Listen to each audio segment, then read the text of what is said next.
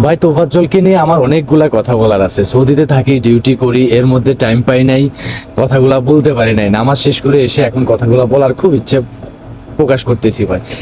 তোফাজ্জল কিন্তু চোর ছিল না, তোফাজ্জল একজন প্রেমিক ছিল। তাকে এভাবে নৃশংসভাবে শেষ করে দেবেন?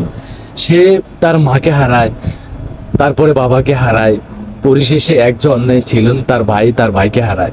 সে কোনোভাবে স্থির থাকতে পারে নাই, কারণ সে মানসিকভাবে অসুস্থ হয়ে গেছে। কিন্তু তার এই অসুস্থতাটাকে বাঁচতে দিলেন না। এক প্লেট ভাতের বিনিময়ে তার জীবনটাকে নৃশংস করে দিলেন, তার জীবনটাকে শেষ করে দিলেন।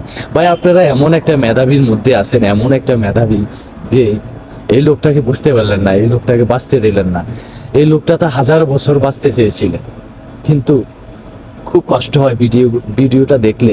আপনারা এমন ভাবে তাকে এমন ভাবে শেষ করে দিলেন। প্রত্যেকটা প্রত্যেকটা ভিডিওতে খুব কষ্ট হয় ভাই, বিশ্বাস করেন চোখে পানি ধরে রাখতে পারি নাই। আপনারা তো মেধাবী, আপনাদের মধ্যে তো বিন্দু পরিমাণ মায়া আসার কথা ছিল। বুঝলাম একজন দুইজনের মধ্যে মায়া আসে নাই, কিন্তু এতগুলা লোকের মধ্যে একজন না একজনের মধ্যে তো তার মায়া কাজ করা দরকার ছিল। কিন্তু ভাই আল্লাহর কাছে কি জবাবটা দিবেন? এমন একটা পাগল ছেলের আপনারা বাঁচতে দিলেন না, তাকে বাঁচতে দিলেন না মানলাম। সে যদি বলেন যে সে চোর ছিল, তাহলে তাকে ফোন দিয়ে তার মামার কাছে ফোন দিয়ে তার 30,000 টাকা চাইছেন।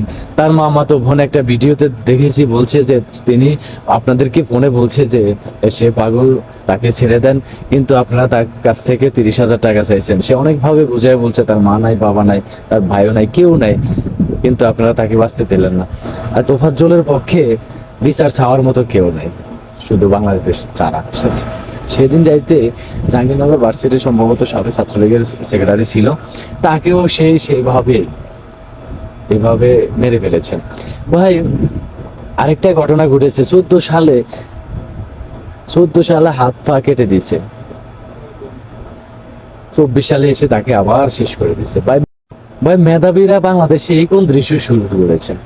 বিষয়টা ভাই মাথায় নিতে পারি না, যে তোদের কি বিন্দু পরিমাণ মন মানসিকতা নাই, যে প্রত্যেকটা স্পটে যায়, প্রত্যেকটা ঘটনা মানুষ মানুষকে মারে, কিন্তু এইভাবে শেষ করে দেওয়াটা ভাই আমি বুঝতে পারি না কোন মেধার তালিকায় পড়ে, কোন মেধাবী আপনারা? বিষয়টা মাথায় আসে না।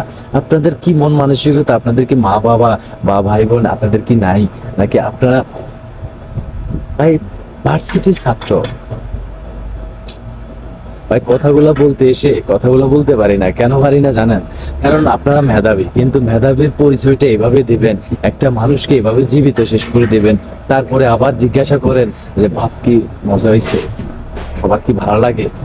এই যে লোকটা এইভাবে যে মাথাটা নাড়াইছে, আপনাদের সেইখানেও কি কোনো মায়া সৃষ্টি হয় নাই? যে আপনারা তো বুঝেন, আপনারা তো ইচ্ছে করে কাজটা করেছেন, আপনারা তো বুঝেন যে তাকে যে এভাবে মারতেছি, সে তো আসলে টোটালি কোনো কিছু বলতেছে না। তারপরে আবার তার পুরো ফ্যামিলির কাছ থেকেও অন্তত শুনছেন যে তার মেন্টালিটি সমস্যা আছে, সেখানে তাকে এভাবে শেষ করে দেওয়া কোন নিয়মের মধ্যে পড়ে? কোন নিয়মের মধ্যে পড়ে আমি বিষয়টা বুঝতে পারি না রে ভাই।